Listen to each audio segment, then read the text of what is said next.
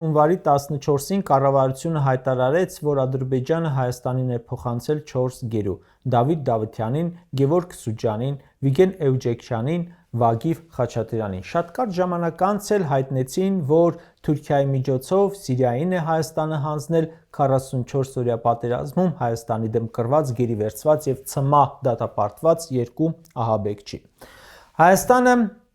հայ գերիների վերադարձի անունը դրեց Հայաստանի եւ Ադրբեջանի միջև հաստատված խաղաղության արդյունք։ Ինչ է ստացվում։ Գաս իշխանության, Արցախը հանձնես թշնամուն, մեջի բնակիչներին նույն թշնամին վերցնի գերի, տարիներ հետո մի քանիսին բաց թողնի ու անունը դնեք խաղաղության գործընթաց, ում են սրանք ապուշի տեղ դնում։ Այդ մարդիկ իրենց տներում հանգիստ ապրում էին, այդ ինչի գերին կան։ Բաքվից վերադարձող գերիները, նրանց ընտանիքի անդամները, մենք բոլորս այդ հարցը պետք է տանք, այդ մարդիկ ինչի գերին կան։